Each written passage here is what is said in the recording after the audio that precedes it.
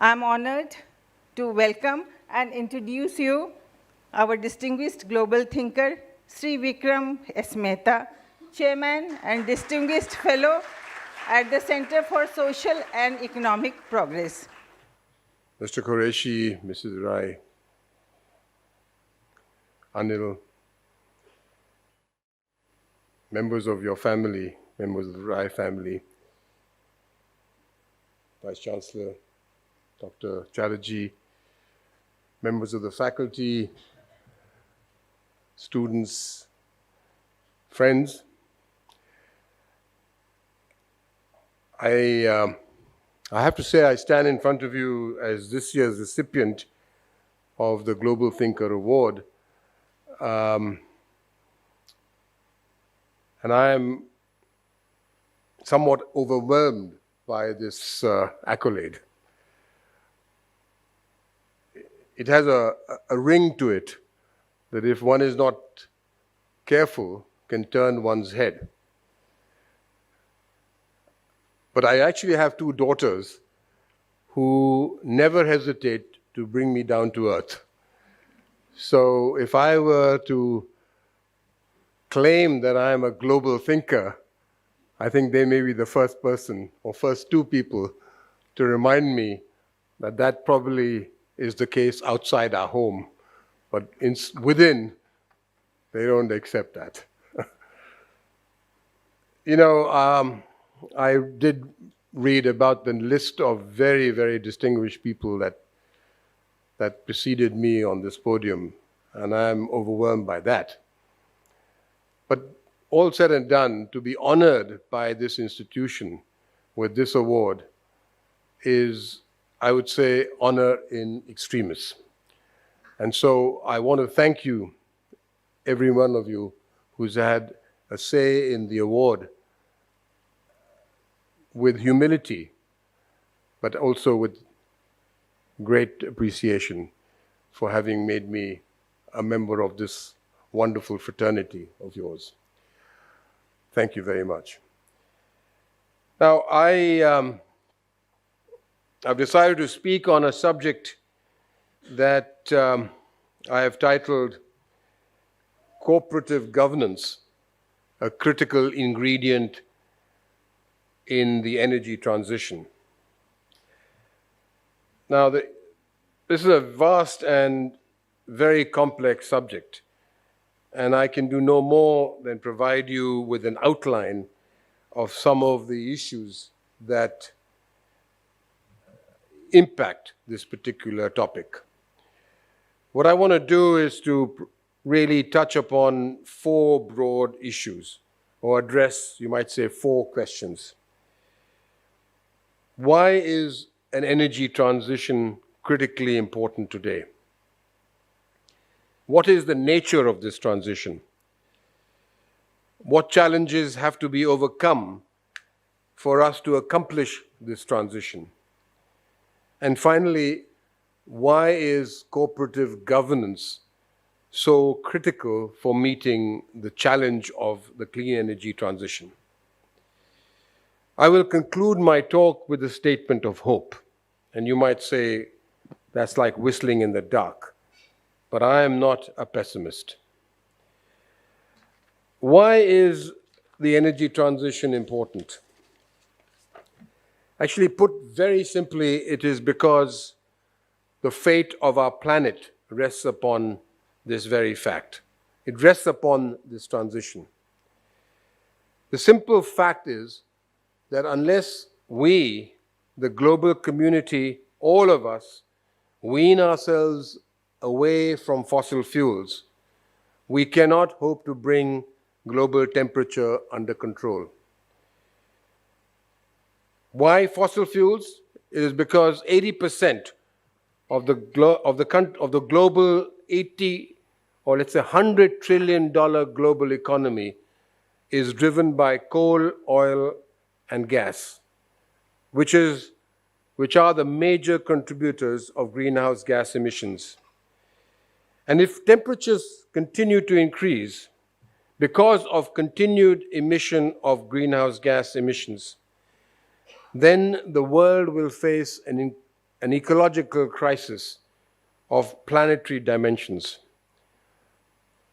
The fact is, the world is boiling, and literally so.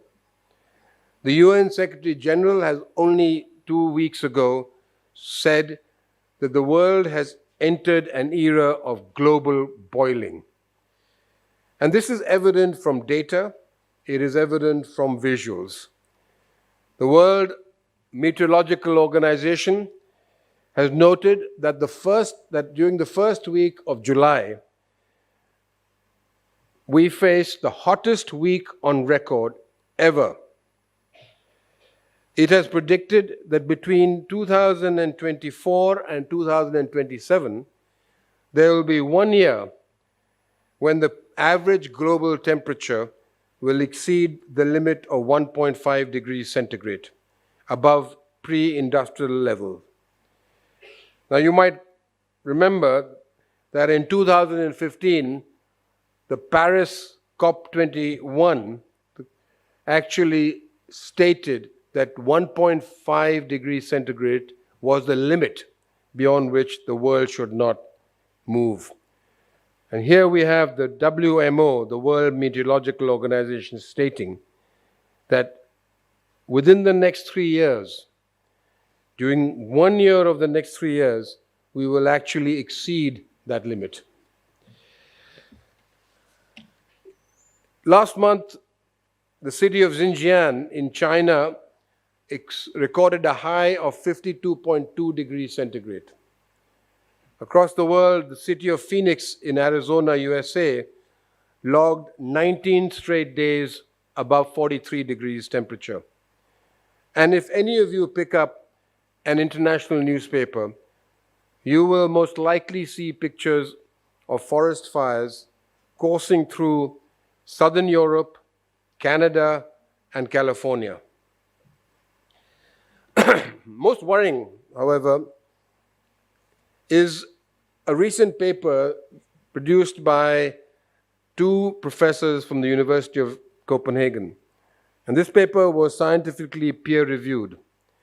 And in this paper, these 2 professors are predicting that the North Atlantic Gulf Stream that brings warm water from the Gulf to the Northern Hemisphere, and then in reverse circulation, it brings cold water to the Southern Hemisphere, will, and I'm quoting here, collapse sometime between 2025 and 2095, most likely 2050s.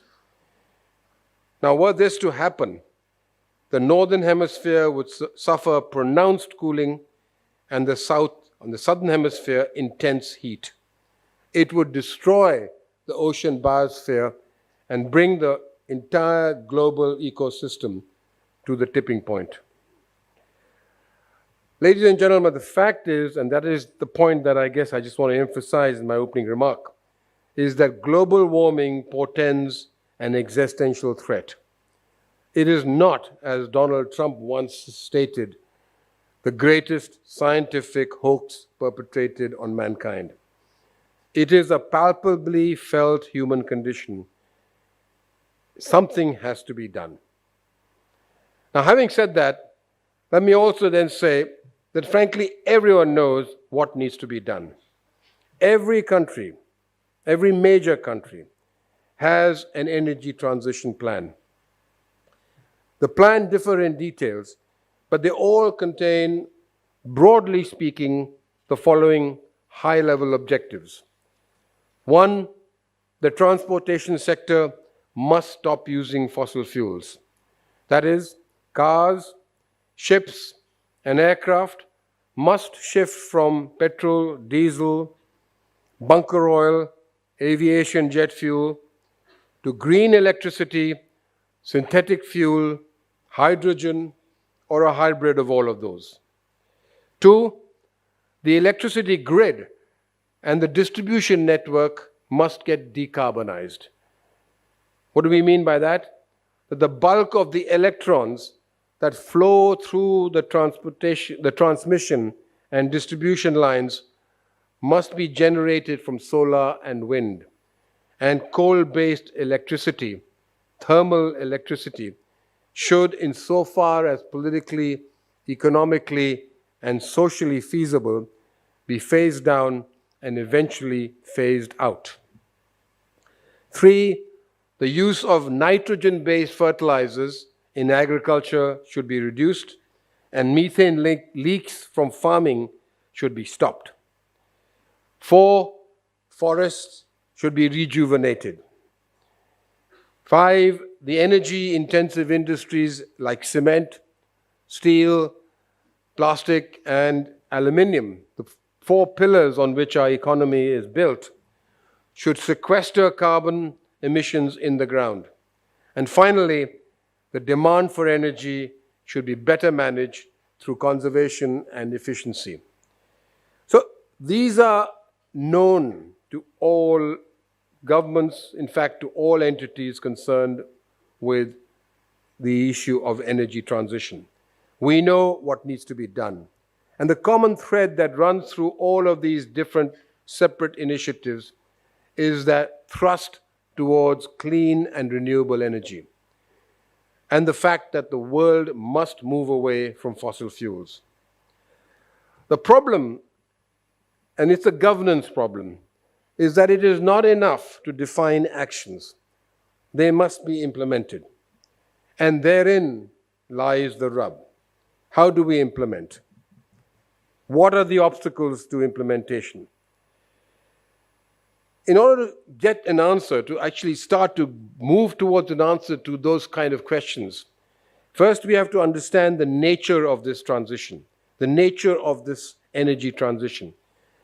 What is different about this energy transition from the earlier transitions that we have seen? And there have been earlier transitions. Energy transitions are not a new phenomenon. They have been ongoing since the early 18th century. I say, in a sense, because the earlier transitions are still ongoing. They never really came to a conclusion. But what they did achieve through this process of transition was a shift in the hierarchy of energy usage. The first major transition that started in the early 18th century was the shift from wood and other biomass to coal. And this transition was driven by the competitiveness of coal mining. It was driven by greater efficiency and by convenience.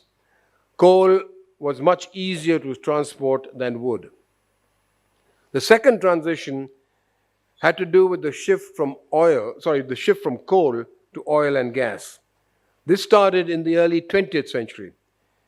And here too, the major drivers of the transition was technology and economic advantage. But both these transitions, as I've already kind of hinted, were additive in nature. They did not result in the replacement of one set of fuels by a different set. What they did was to add a new set of fuels to the existing set of fuels. So coal displaced wood in the 18th and 19th century, but wood remained an important source of fuel. Oil and gas pushed coal from the perch of dominance in the energy basket in the 20th century. But coal remained a very important source of energy. In fact, during the 20th century, the consumption of coal doubled. But oil and gas was had the dominant share in the energy basket. So the current energy transition is, however, very different. And that it's different in 3 important respects, all 3 of which impact on the nature of this transition and therefore the ability of countries and the international community to implement the action plans that I've just identified. The first difference between the current transition and the previous one is that it is not additive. At least that is not its objective. Now, whether this is feasible or not, and you will hopefully appreciate by the end of my talk that feasibility will depend on cooperative governance, the objective today is to fully replace fossil fuels with clean energy. The target of net zero carbon emissions that have been set by most governments, India's target is 2070, cannot be achieved if fossil fuels remain a dominant part of our energy basket. The second difference between the current transition and the earlier transitions is that it is being driven not simply by technology and economics. It is also being pushed by public policy and government action. Governments across the world are now putting their legislative authority and financial muscle behind this transition.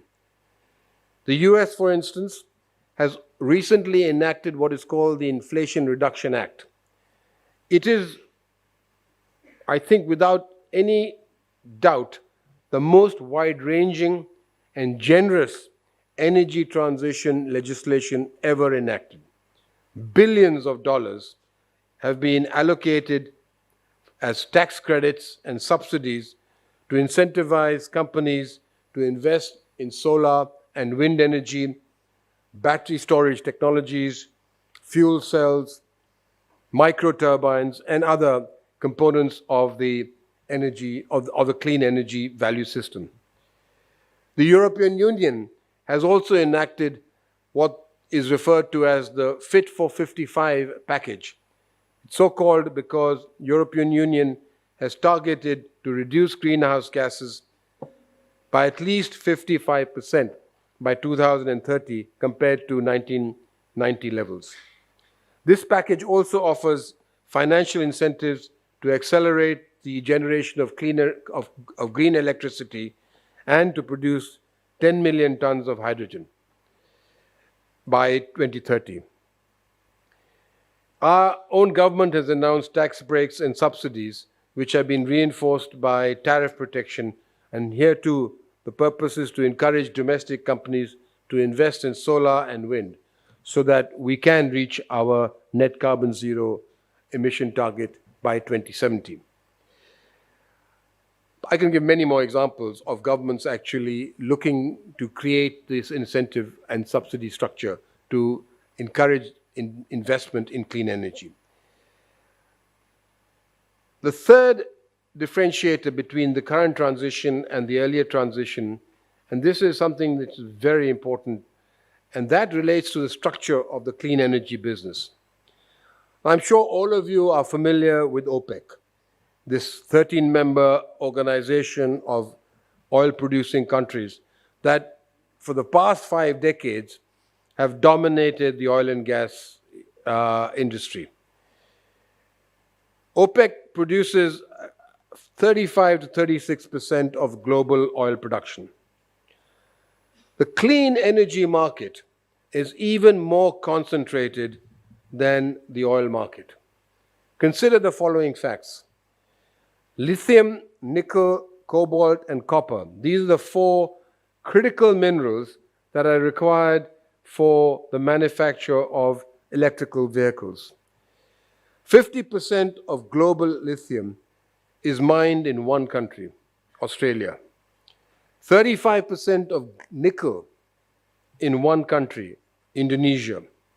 50% of cobalt, again in one country, Congo. 38% of copper in 2 countries, Peru and Chile. But that is not all. If that's the mining of the ore, this ore is then processed predominantly in China. 60% of the lithium that is produced worldwide is processed in China. 70% of the cobalt in China is smelted in China. 40% of nickel, again in China. 47% of copper in China. As a result of this concentration, China has today a 70% market share of all electric vehicle batteries, and between 75 to 85% market share of solar panels, solar cells, and silicon wafers. The story with semiconductors, another critical component in the clean energy transition, is not dissimilar. Semiconductors are, as you know, critical for building anything smart. Smart grid, smart storage systems, in effect, the smart energy value system. Samsung and Hynix, two South Korean companies, together produce 44% of the world's memory chips. One company in Taiwan, TSMC, fabricates 92% of all the advanced semiconductor chips in the world and 37% of the world's memory chips. Were TSMC to be destroyed in a conflict between China and Taiwan, 1/3 of the global computing power would come to a standstill. 1/3. Were TSMC to fall into an earthquake crevice, and remember that Taiwan actually straddles a tectonic plate, 1/3 of the world's computing power would stall. So in effect, what I'm saying here is, and this is the very major differentiator between what's happened in the past and what's happening now, is that we are seeing the creation of new centers of energy power. And China dominates that center like a colossus.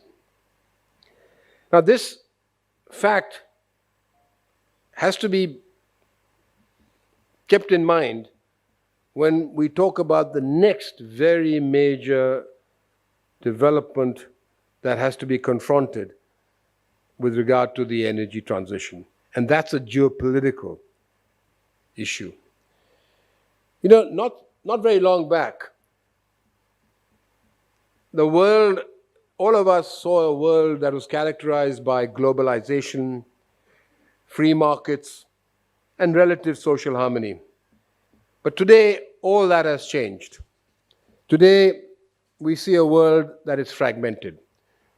We see a world where the pendulum of economic policy has shifted from free markets towards economic nationalism, and society has turned inward and jingoistic. The technology war between US and China is manifestation of this geopolitical dynamic, as is the Ukraine war, which shows no sign of abating. In fact, there's a huge risk that it might even escalate to the point of a tactical nuclear exchange. The examples of government intervention that I have just cited in the energy sector are examples of the increasing role of governments in economic policy and industrial strategy. The Washingtonian consensus of economic liberalism has definitely suffered a setback.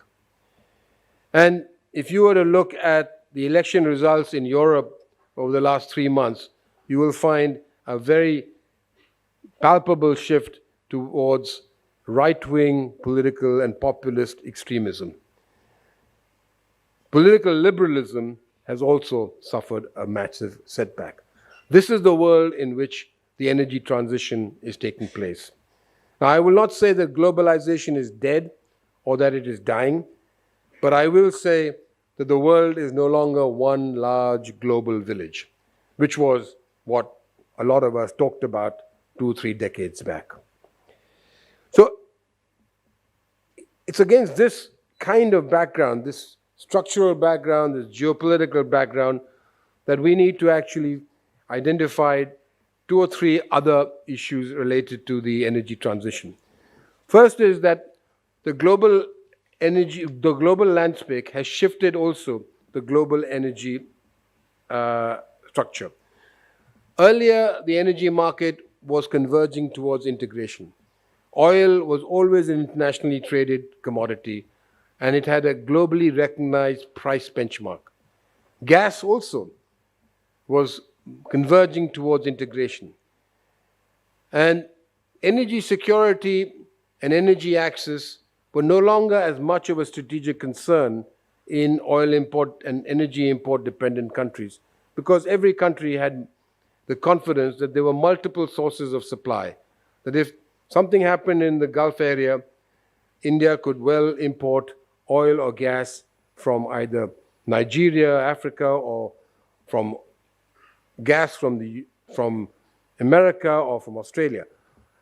That was the way the world was headed. That's the way the energy market was headed. Again, all that has been turned on its head. That trend has got reversed. The energy market today has regressed into regional and national trading blocks. We see Russian oil sanctioned, and that has pushed Russia and China into a tight energy embrace. Saudi Arabia has now decided to have a very transactional relationship with America.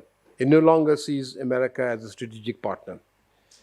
And frankly, China, again, it's playing a major role in trying to affect the dynamics of the energy market.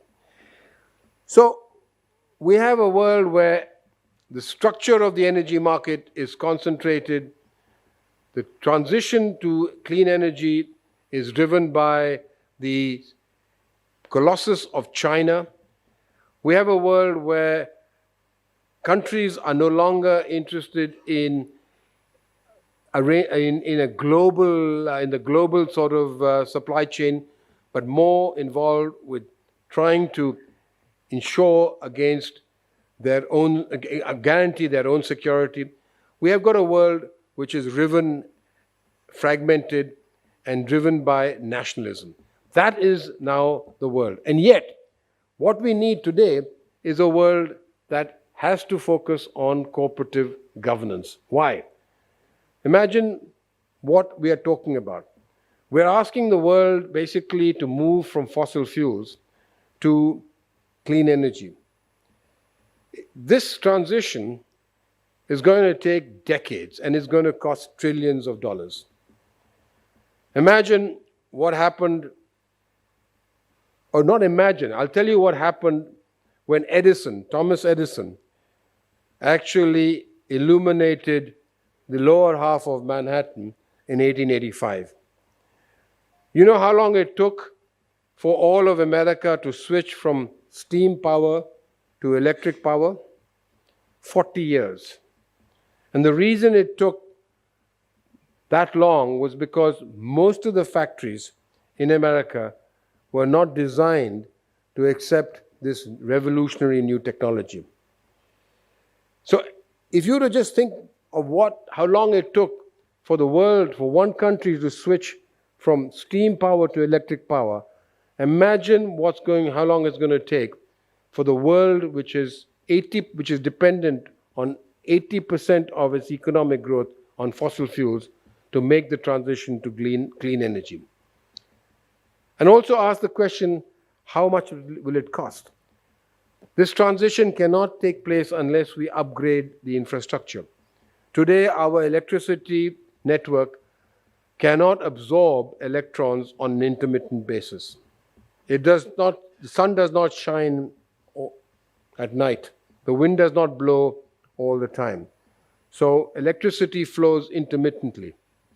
But we do not have the storage technology to actually hold that energy as backup for when the sun does not shine or when the wind does not blow. The investments that are going to be required to upgrade infrastructure are going to be in the trillions. And there's a lot of study that's been done, and the numbers vary. But what is very clear is that no one entity, no one government, no one multilateral institution has the resources to be able to fund this transition. And so therein lies the reason why we have to all work together. Now, cooperative governance is a word or a phrase that encapsulates a hope. Everything that I've said so far suggests that we are moving well away from that hope. The world is not working together. The world is divided, the world is fragmented. And yet, as we see this fragmentation deepen, we also see temperatures increase. So, people like me who are standing up and talking to others are not here to prescribe solutions that might be just completely blue sky. People like me are actually here to say we have to hold up, we have to be hopeful. Because there is no alternative. There is absolutely no alternative to reaching the destination. Otherwise, humanity is going to be like that frog, that's croaking contentedly in a pot of warm water that is on the boil, not realizing that it is slowly but certainly getting roasted. That is what's happening to the world today. We are all in that situation. And the challenge for all of us is to find a way of jumping out of that pot. And so I'm just going to say that we have to work towards that. And my hope is based on 2 or 3 reasons. One, we've actually seen this hope realized once before. COVID-19. COVID-19, the world faced a monumental challenge. But how did we overcome that challenge? We overcame that challenge when geocivics and geoscience overcame geopolitics and geoeconomics. So we have done it before. My hope also actually flows from a book that I just recently read. And it's called Minding the Climate, How Neuroscience Can Help Our Environmental Crisis. It's by a French lady, and it's called Anne-Christiane Douarnenez. The pronunciation I know is wrong. Now, I read it, frankly, because I thought it would provide me with answers to many of the questions, many of the dilemmas that I've touched on today. The book does not provide those answers. But notwithstanding, it actually reinforced my hope. And it did so because of one central message that runs through that book. And that is that the human brain actually responds to a reward system. And when faced with a crisis, it is adaptable, it is plastic, it is flexible. And I'm just thinking to myself that I don't know how this reward system is going to be created. I don't know what sort of reward system is required. I don't know when this reward system will be created. But I do know that given the plasticity of our brain, there is a neural equipment in all of us that will be responsive to a crisis that has planetary consequences.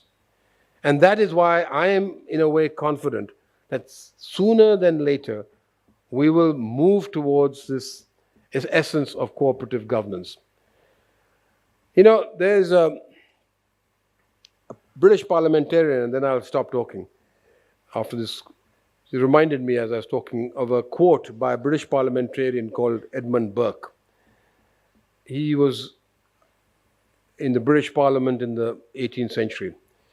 And he said once that no man made a greater mistake than he who did nothing because he felt he could do so little. I believe that the challenge that we are facing is a challenge that can only be overcome if all of us recognize that in some small way, all of us will have to play a role. That we cannot leave it to our government, to our leaders, who are driven by short-term political compulsions only, to actually ensure that we do not get roasted.